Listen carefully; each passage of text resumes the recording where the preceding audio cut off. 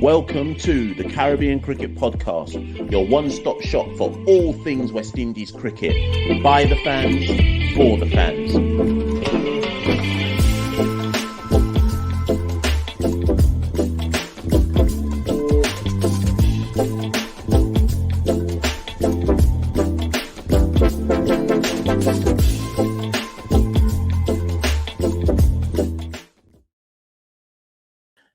Yes, ladies and gentlemen, welcome back to another edition, episode, conversation, content, whatever you want to call it, of the Caribbean Cricket Podcast. My name is Mashal St. Patrick, here at one half of the Caribbean Cricket Podcast.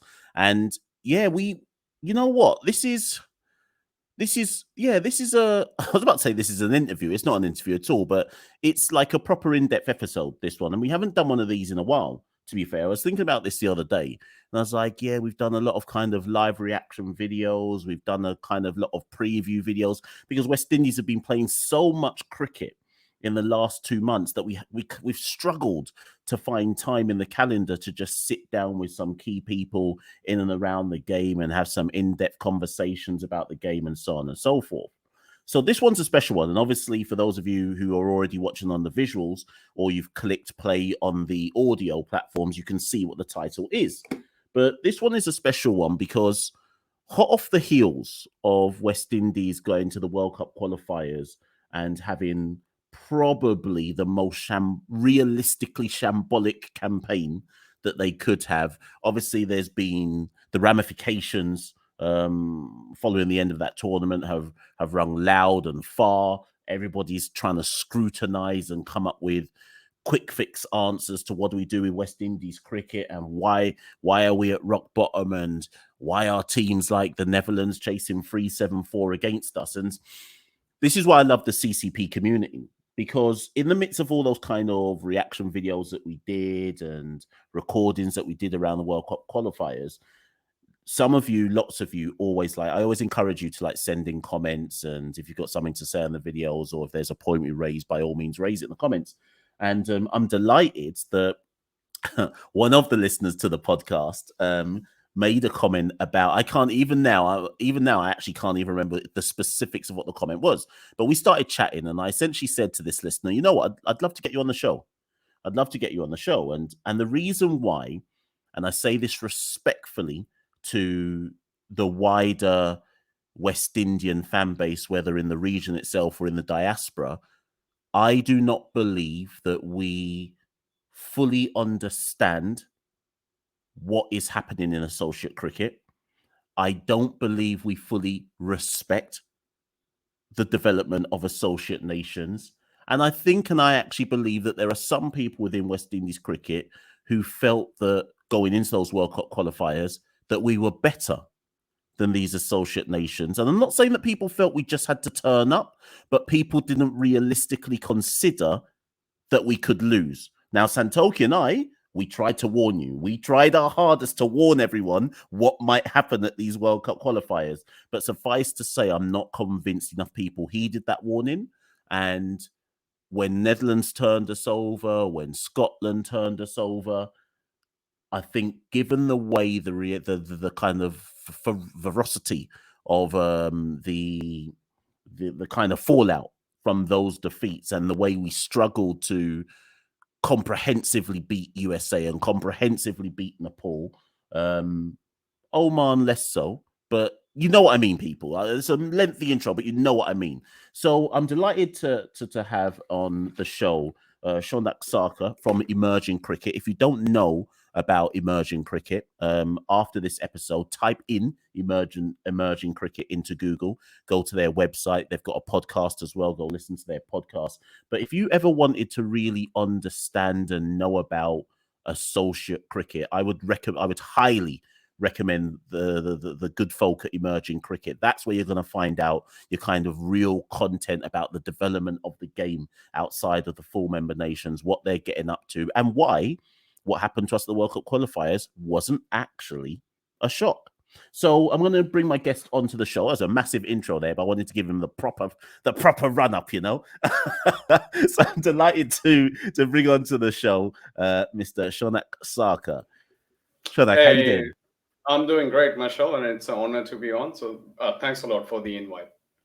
No worries, man. And like I kind of said in the long-winded Mm. intro, this all stemmed from you just putting a comment into, and it Mm. wasn't. It's not like the first time you've ever commented, but this all stemmed from No. you putting a comment into one of the videos. And like I say, I just felt that based on what you know about associate cricket, and I'm not saying you're the only person, but because No. I know you follow quite a bit of our content, I thought, you know what, let's dive into this. Mm.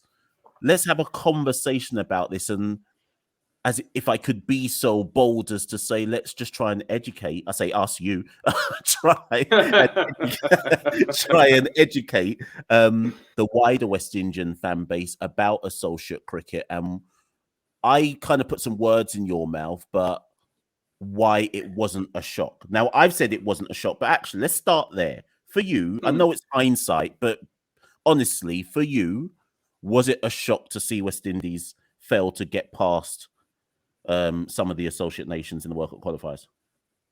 No, actually, not at all. If you go back and listen to our podcast, so I'm not one of the hosts on the podcast. There are other people. So there's a big group of us that run the website Emerging Cricket. And even a lot of them said that it wouldn't be a surprise at all if West Indies don't make it. The reason being Zimbabwe, first of all, they're playing at home. In front of passionate home crowds, so you expect that they're going to do well. And then Sri Lanka, as it turned out, they were like a lot better than any of the other teams. And then the way Scotland was performing, if you remember, Marshall, and I know that you've talked about this before as well, like in the last World Cup qualifier, which happened 5 years ago in 2018, even then it was rain and basically a bad LBW decision that helped West Indies qualify. No offense, but Yeah, no, Scotland it's were true, pretty it's much, true, it's true, very yeah, true. Scotland were pretty much rollicking along, and it was just that basically made them not qualify. And then I know that based on the amounts of cricket that Scotland have played recently, and if you pay attention to the second tier of ODI cricket, which basically sits below the ODI Super League, which is called Cricket World Cup League 2, it's Mm, basically 7 teams in total, and Scotland won that competition, having played 36 games over the last 3 year period. So they had plenty of match practice going into the competition. And you know how associate cricket is, it's pretty cutthroat. mm, Because always, when you look at the funding side of things from an ICC perspective, the funding drops off really sharply past the full members. So you have Zimbabwe and Ireland, basically, and Afghanistan as well, who get a lot less compared to the other full members. And then after that, there's a huge drop, and basically associates don't get much. The high performing associates get a little bit of top up based on their performances, but it's pretty dire funding wise. But the thing is, like, just the amount of competition. So I would, even though I have loads of criticisms for the ICC, I think one of the good things that they have done with regards to the World Cup pathways is put in place this whole qualifying structure with League Two and then also the ICC Challenge League. And I knew, with the associates having been exposed to that level of competition, so even though they're not playing full members, they're still playing high level quality contextual cricket where mm. every result matters. And I knew, and then depending on where you finish up on the table, that determines if you even make it to the World Cup qualifier or not. So they have been exposed to that pressure over a 3 year period. And you knew that when it comes to competitions like this, where there's a lot of pressure, every game is pretty much like a must win, that the associates will have a bit more in their tank compared to, say, a West Indies, who have been playing a lot of bilateral cricket, but not really much on the line in terms of losing funding or losing their status or anything like that. Because What? Sorry, sorry, carry on, go carry on. on.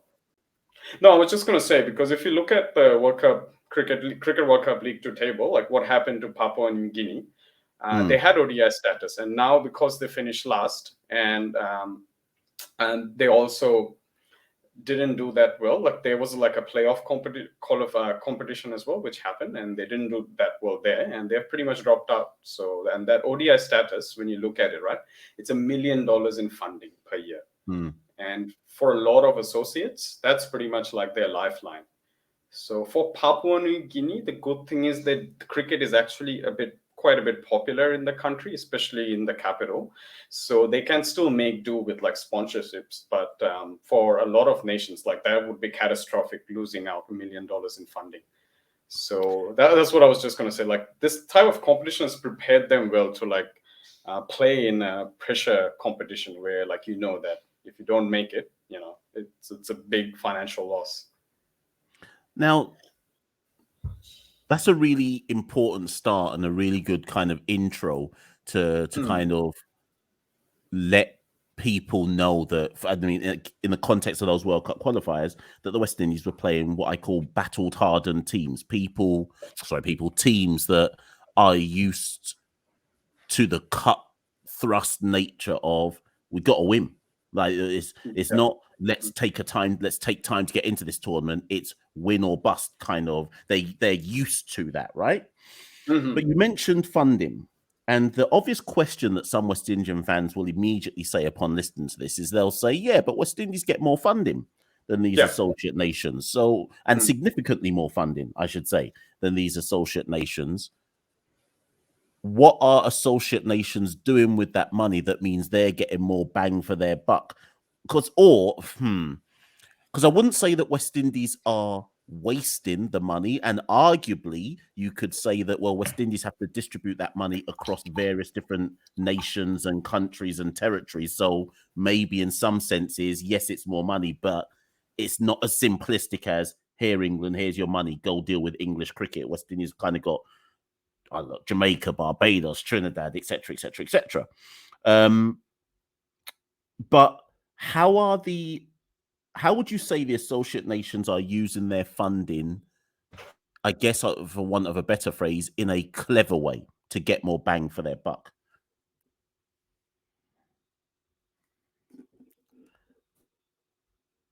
I say that question, people, but it looks like Shounak has actually frozen as I've asked that question.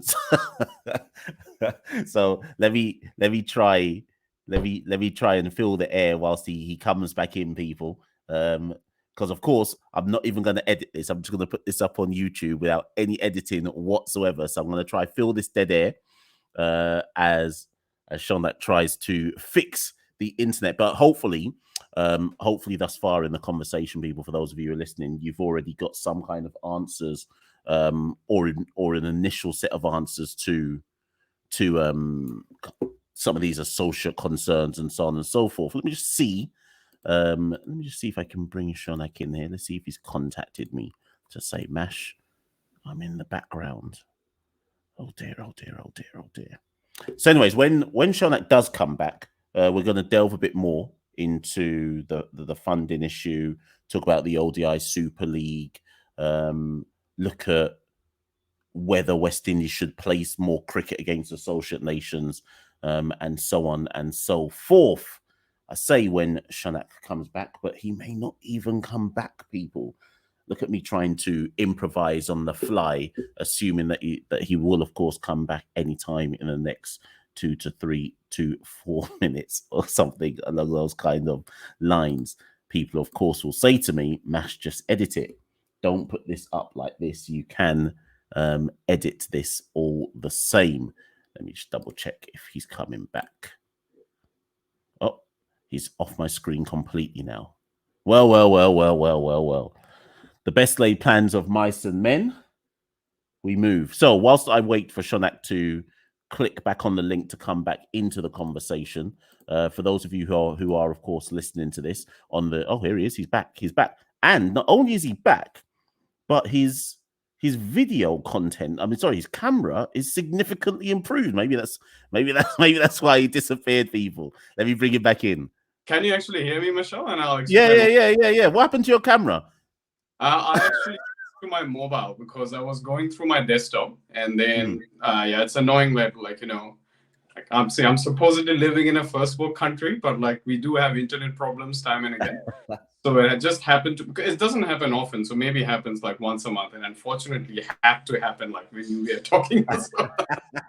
Well, you know, sorry about that. I may have to do a bit of editing, but I've also what I was saying whilst your internet was playing up is if a person, what we should do, or what I should do, is edit it. But watch me just put up the whole thing and just include the part where I filled the dead air for a bit. So it's all good because it all works out to about a minute and nothing more. But so just to go back to where we were, Shounak, the question I asked was essentially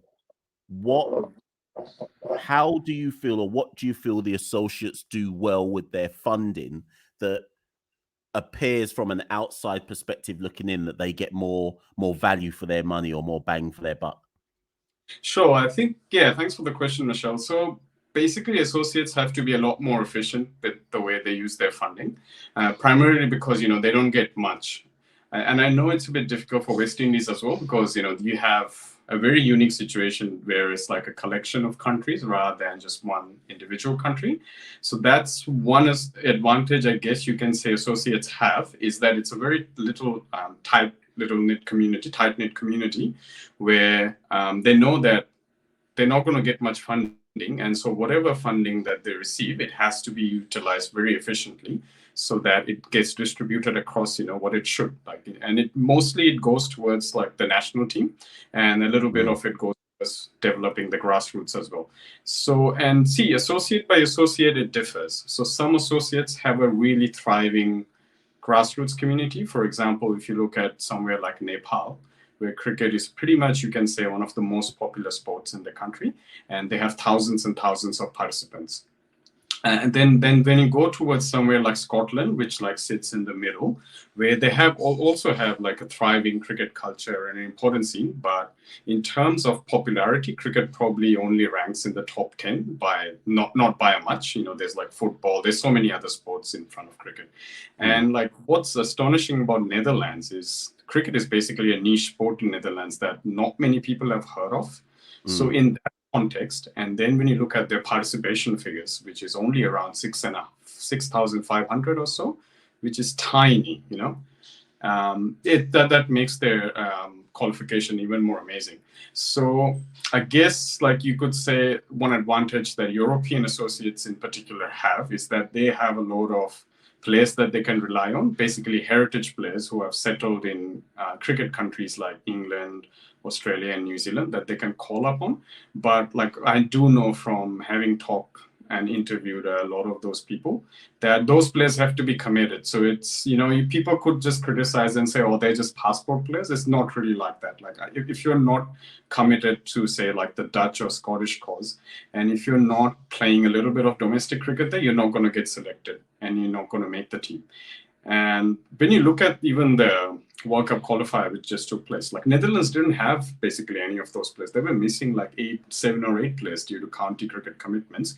And basically the players that got them there, they are all homegrown. Like if you look at all the Asian cricketers, like Aryan Dutt and then Vikramjit Singh, these guys are either all born in Netherlands or they have lived in Netherlands from a very young age. So essentially they are homegrown cricketers.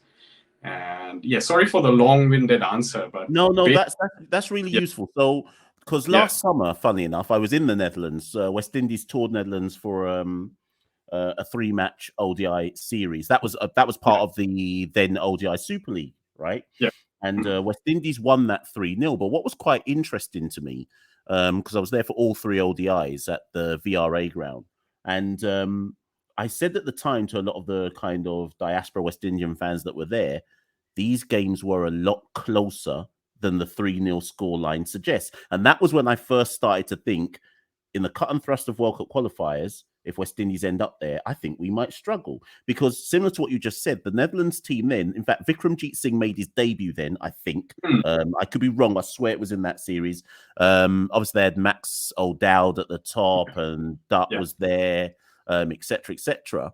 And I remembered looking at some of their players saying, well, the only thing that seemed to be the difference to me was if West Indies dropped their standards by 5%, Netherlands would take advantage of it. But if Netherlands dropped their standards by 5%, we would win. Do you kind of get that analogy? Like if they played to their full capacity and we didn't, they would win. Like the gap wasn't that huge, if that makes any sense. So that's why when the World Cup qualifiers then happened and we inevitably dropped our standards, it was no shock to me to see the associate nations take full advantage and, well, lay down a beating.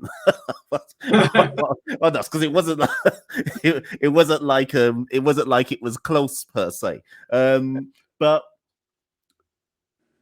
the reason I wanted to use that example of Vikramjit Singh. So Vikramjit Singh, homegrown player in terms of he has developed by playing in the Netherlands. It's not like he's got an English county contract or anything like that. No. But do you think then, does this go back to your previous point? Vikramjit Singh develops within the Netherlands system and the cricket grounds and structures and facilities they've got there. But because he goes straight into a Netherlands side that then has to play competitive matches against other associate nations on a regular basis, would you say that develops him quicker? Or is it too simplistic to look at it like that? No, absolutely. I think it does help.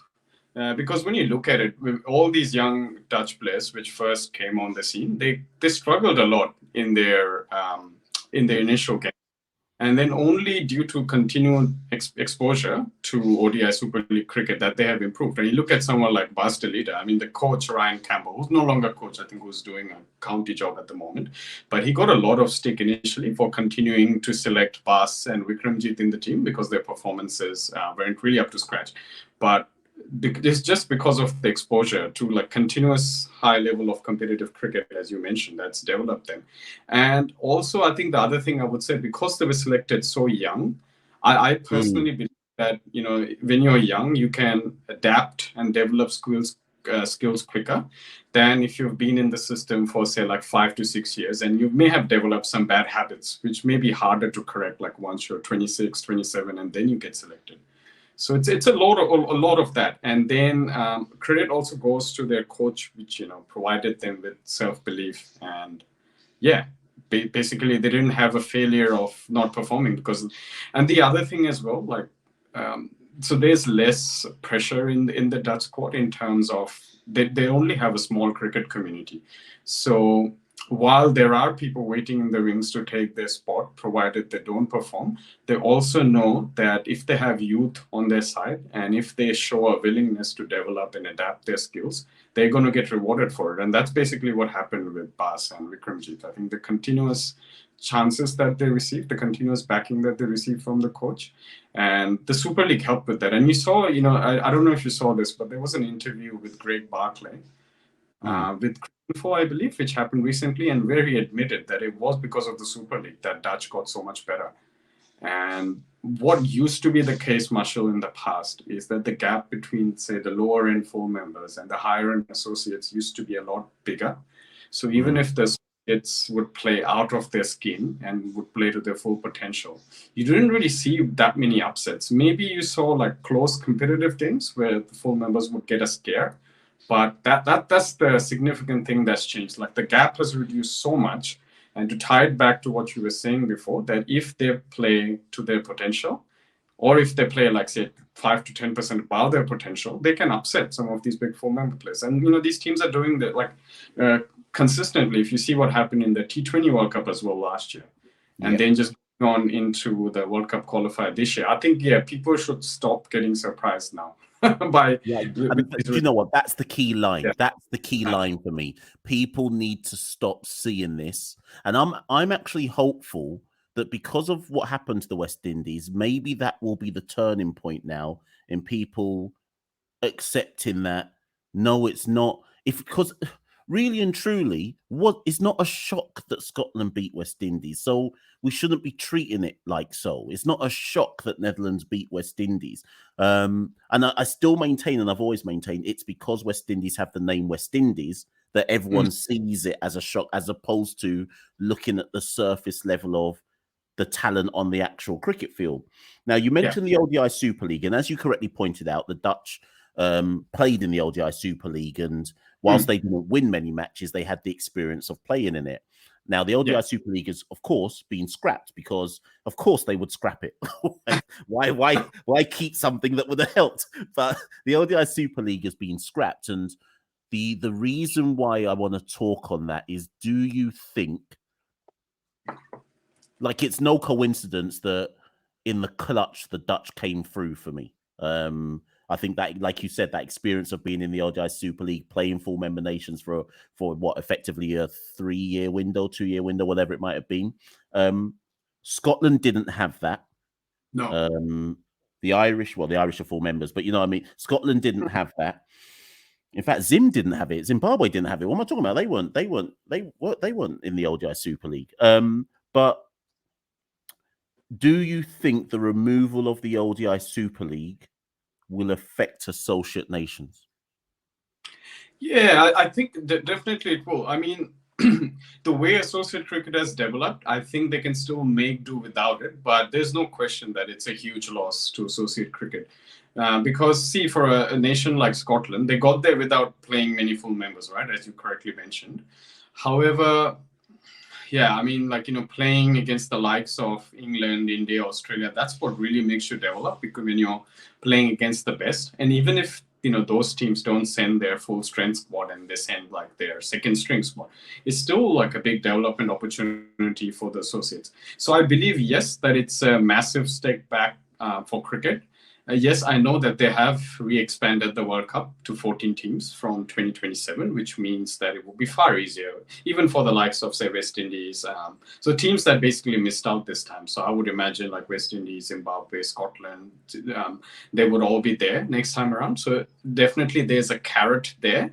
However, not being exposed to high-level cricket like that will make its mark. So I think it's a really like retrograde and bad decision from the ICC. And hopefully they reconsider that. I know, like, the interview that I referred to before, where Greg Barclay was talking to Cricinfo, he did say, yes, we should be re-looking at that decision. So I don't know. I'm not that positive. However, the rumors that I've heard coming from ICC circles, they are working on a new edition of Cricket World Cup League 2. So I actually can't confirm what's going to happen to Netherlands, but the rumors I've heard suggest that they're going to drop down to League 2. So they will still get to play a good level of cricket, just not against like the high level full members. That's going to be the biggest loss. I want to touch on that, and just a mode of correction, people, before you all jump in the comments and crucify me. Yes, Zimbabwe were in the ODI Super League, so don't jump into the comments quickly and say, Mash, what you're talking about. Yes, they were in there, of course. But yes, if Netherlands drop down to whatever that new version of World Cricket League 2 or whatever it might be looks like, Santoki and I have often said that West Indies would benefit more from playing as top associate nations, right? And hear me out on this. Now, I say this off the back of today, where at the time of recording, where West Indies have actually beaten India in an ODI to draw the series, to level the series 1-1. So your classic West Indian fan will say, why should we be playing Scotland more regularly? Why should we be playing Nepal or the Netherlands when we've just beaten an admittedly a bit of a weakened India side, but we've beaten them all at the same? Yeah. But my feeling is that from a West Indian perspective, I feel that West Indies can't develop a winning culture till they learn to win against teams that are closer to them in quality and standard. And to me, that means Zimbabwe, Ireland, Netherlands, Scotland. I'm just going to say those. How many teams did I say? Zimbabwe, Ireland, Netherlands, Scotland. For those 4 teams. Now, obviously, Netherlands and Scotland. Associate. What do you think? If you could reimagine what ODI cricket was to look like, say it continues and it's still given time in the calendar, how would you? What kind of structure would you create that both benefits the weaker full member sides and benefits the associate sides? I think what I would have loved to see is like a 2-tier level of cricket structure being put in place. So you could easily expand. So I know that, so basically the reason the full members got rid of the Super League, because playing against associates doesn't make much money. And therefore, it's still important for West Indies to play against the big teams because, there are commercial considerations in play as well. But as you mentioned, like there's no reason as to why West Indies shouldn't schedule series against these teams because they can easily try out newer players, rest some of the key players who have, played a lot of games, so they need a bit of rest. You can easily rest them, give exposure to the young up-and-coming players and give them time and space to develop. And they're not going to just get licked like playing against Scotland like they would if you like say throw them in against like India or Australia, for example. So there's no reason that they shouldn't play. Like both can be done at the same time.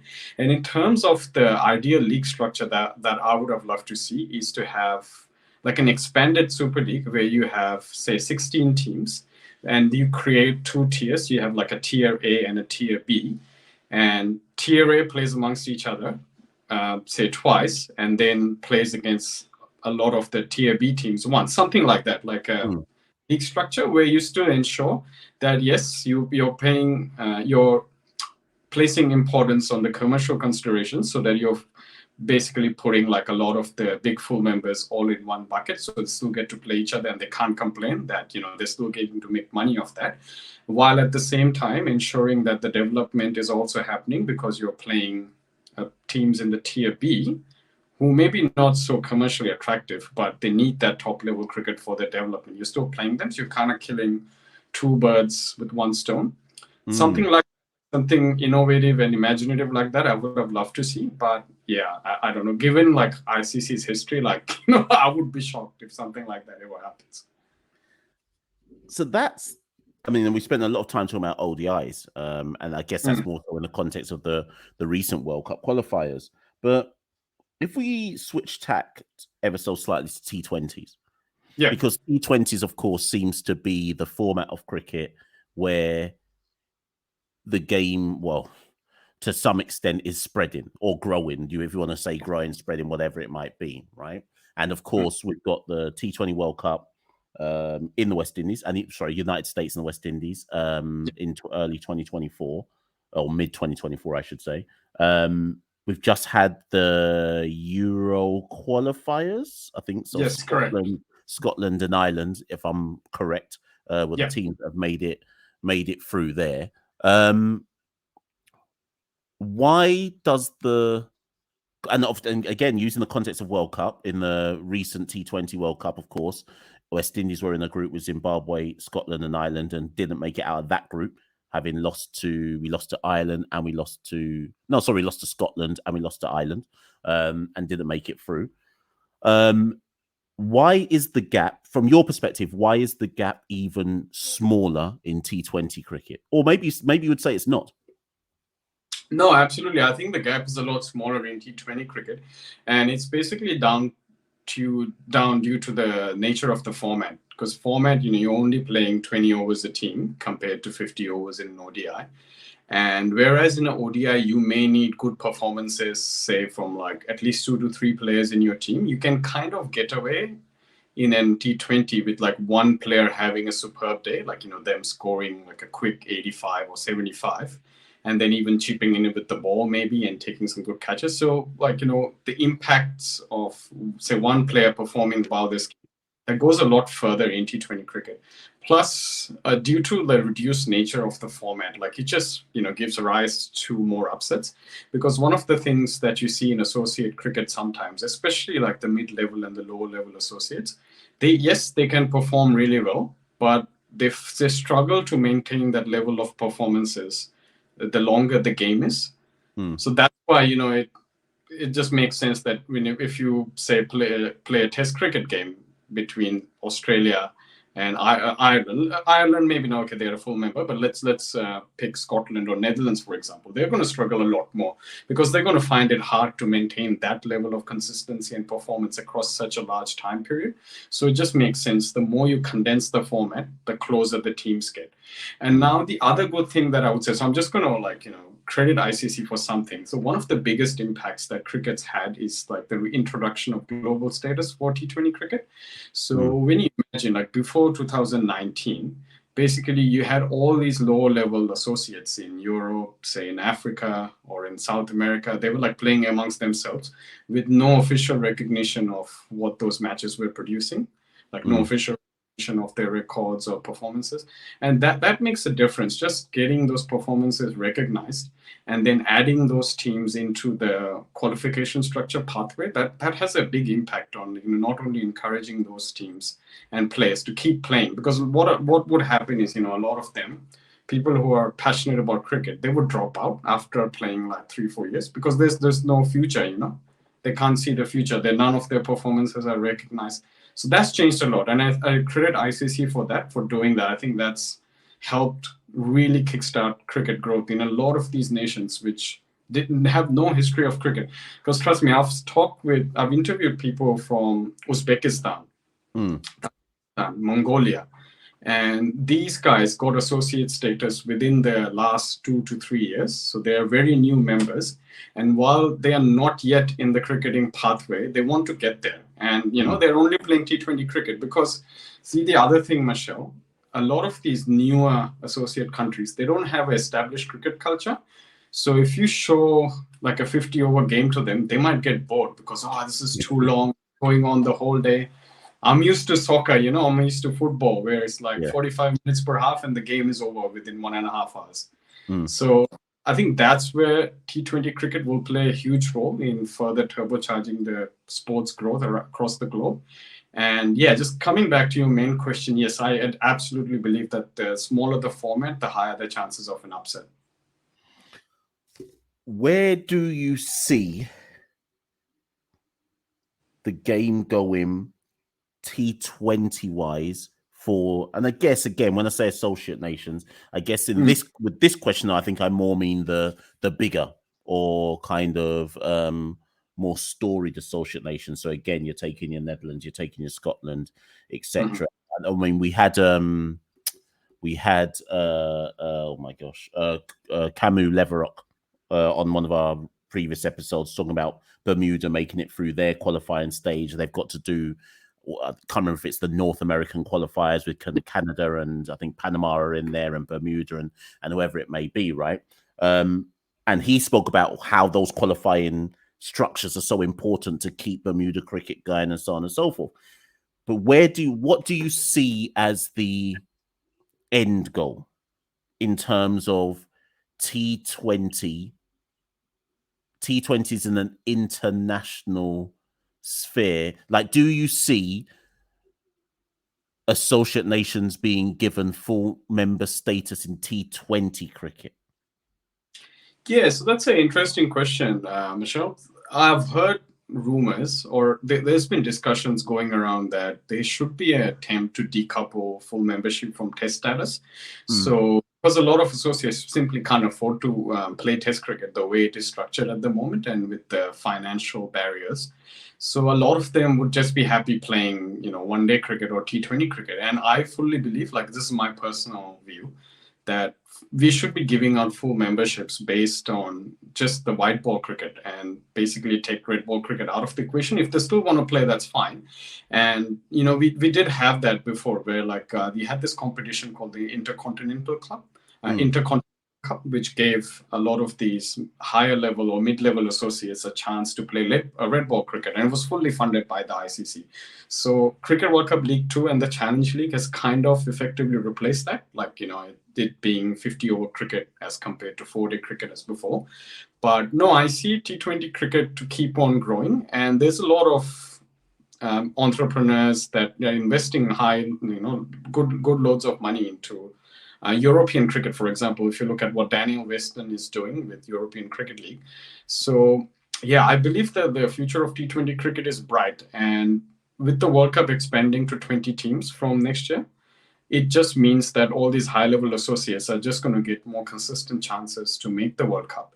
And essentially, making the World Cup is what drives interest amongst people, because it's much easier to sell a World Cup to a newer fan of cricket rather than say like a meaningless bilateral which has no context or no nothing important is going to come out of it. It's just an exhibition game pretty much. So I do see cricket keeping on growing, and now they've put the 20 World Cup leagues, the 20 World Cup T20 20-team World Cup in place for the next 4 editions. So your 2024, 2026, all the way up to 2030, I believe it's all going to be 20 teams.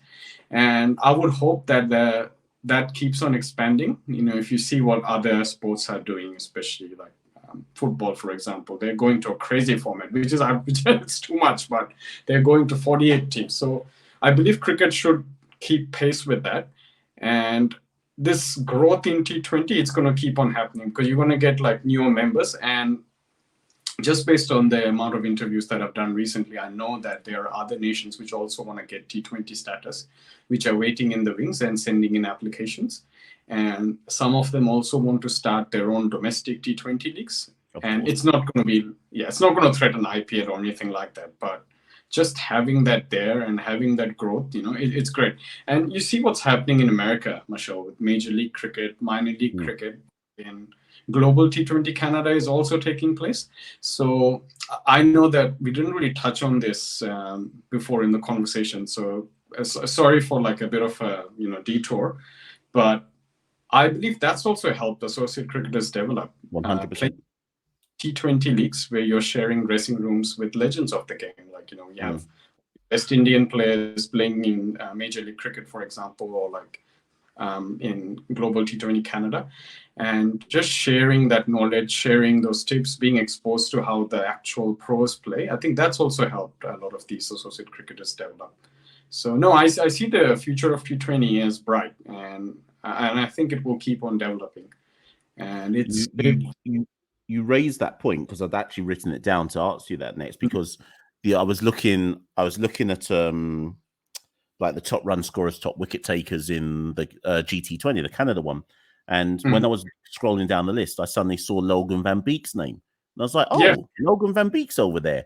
And you remember that, right? Obviously, now, obviously, part of me says that, and I don't want people to listen to thinking, "Oh, Mashaw's like, of course, Logan Van Beek's there. Why shouldn't he be there?" But what I more mean is the associate game has grown so much over the last 2, 3, some will say longer than that, years, that it's now a commonality to see the top players from those nations being part of these tournaments. Similarly, earlier this week, St. Lucia Kings in the CPL announced that Chris Soule, the Scottish player, is heading over to play CPL, which I believe is the first Scottish player to play CPL. So the growth of associate nations in T20 is undeniable, like in terms of players getting opportunities and so on and so forth, which I guess leads me to this question, which may be our last question, because I deliberately, for those who are listening, I said to Shounak before we started, I'm going to deliberately cut this off and leave people asking for a part 2. But why do you think, if T20 is the obvious growth format for associate nations, and it's the one they're, I mean, again, this is open for debate, but the one they're likely to be most competitive in now and going forward, why do you think that, like, what's preventing, like, okay, so West Indies only went to the Netherlands last year because we had to in the ODI Super League. We wouldn't have gone if we didn't have to. And that's not me saying that with arrogance. I'm glad we went. I really enjoyed going there. And if anything, it was a far more fulfilling experience seeing somewhere else, right? But do you believe that full member nations are going to go out of their way to play T20 series against associate nations? Or do you think they're just going to wait till it's World Cups? Yeah, I mean, part of me is cynical, and I believe they're just going to wait until it's World Cup time. And okay, the good thing is T20 World Cups happen every 2 years, so associations, just because of that, they're going to get more opportunities to play against full members consistently. But I just believe, a lot of it is also down to how the boards present themselves. For example, I know that Netherlands have already put out a call that when you're playing series in England, why not come and play like a couple of games in Netherlands before you go to England? You don't have to play some county level team which has rested most of their players and they're putting out some third string attack. Like, you can come play really competitive cricket against either the Netherlands, against Scotland or Ireland. And similarly, if you look at other regions as well, whether that be in Africa, like, there's no reason why teams also shouldn't say, like, play a couple of games against Namibia or Zimbabwe before South Africa. And I believe that would be great, and that would help these nations a lot. But once again, as you mentioned, I think part of me is, cynical, and I believe a lot of them will have to be forced kicking and screaming into it. And it also depends on the negotiation tactics and how skillful these boards are into persuading these full members to play. But even if that doesn't happen, I just don't see why you can't send 18 tours also to these nations. Teams Yeah. are showing that they have the skills to test your players, and they're testing full strength teams. So don't you think that even the A teams, they're going to get a lot out of it by playing in all these different conditions and against different teams that they don't know much about? Which I guess then, although I said that was the last question, which I guess leaves me with this as we close off before the inevitable part 2. And maybe you've answered it, but what do you? Okay, this is I'm asking you to kind of dream this kind of answer here. What do you think will be the turning point? And by turning point, I mean, what do you think will be the catalyst moment that leads to a change in the cricket landscape where we no longer say, Netherlands and Scotland, they're associate nations, West Indies lost to them, oh my God. Like what's the turning point you envisage happening where people will eventually be like, yeah, they lost to Scotland, of course they did. Like, do you know what I mean? Like, what has to change for that to be just a normal part of cricket lexicon? Yeah, I mean, as upsets keep on happening, and when I say upsets, I put it in quotation marks. And you saw that happened a lot in the last T20 World Cup when Namibia beat Sri Lanka, and Namibia went even in the qualifier, So, and as long as these sorts of upsets keep happening on a regular basis and you have full member T20 leagues actually use better scouts so that if, say, some full member player is not available, they can go and they can get like a highly committed associate player just by doing better scouting. So as full member cricket fans get more exposure to associate cricket like this, I think it's going to get better, and I already sense a little bit of change happening. But yes, there's a long way to go, and I believe the expanded World Cups will help with that because it will just put these players in front of big audiences. And as it keeps happening, as these players keep getting exposure, you hope that they will start getting picked up in more and more, say, the T20 leagues or county cricket, which will then help them develop and then also improve the international team because they can go back to their team and take those skills back across with them. I believe there will be a turning point, and I kind of see it already happening, albeit on a smaller scale. But give it another 3-4 years, and another couple of 20-team T20 World Cups and 14-team ODI World Cups, and I believe people's thinking will change, where they no longer regard these results as like a huge upset, which they didn't see coming, and more they will see it as something. Oh, they were good, equally matched teams, and I wouldn't be surprised if the result goes the other way. Well, you know what? As I kind of promised you before we press record, Shounak, I said 45 minutes is gonna just zoom by without us realizing, and that's exactly what has happened. I mean it when I say I'm gonna drop this one, and I'm fully expecting that in the comments people say bring you back on. There'll be some questions in the comments which only you can answer for me. So we'll have to do a part 2 looking at this in more details. But what I just want people to know as well before I really close the show off is I said to Shounak before we started, treat this episode as if you're doing associate cricket for dummies, right? And to the audience, I'm not saying that you, the audience, are dummies. I was talking about myself as well. So, because I wanted this episode to almost work like let me introduce you to associate cricket and what it's really like, and what it's really like, and what it's really about, and why we should be respecting it more. And then once this episode has dropped, and I'm sure there'll be tons of comments that come in, I think we'll invite Shounak back on and delve into it even greater. But this one was just an initial kind of intro topic for those of you who listen to Caribbean Cricket Podcast. Obviously, West Indian fans. A lot of you, some of you aren't West Indian fans, but you like listening and talking about West Indies cricket. I hope this has been really helpful for you. I hope you've enjoyed this particular episode. Shounak, plug yourself. Where can people find you? Where should they go, etc., having listened to this episode? Sure, yeah. You can find me on Twitter at Shounak, so just my name that you see on the screen with an _WA. That's my username on Twitter. You can also find my work on emergingcricket.com. And I regularly write like long-term pieces and interviews with all these associate cricket nations. And yeah, you can find me at the usual Facebook.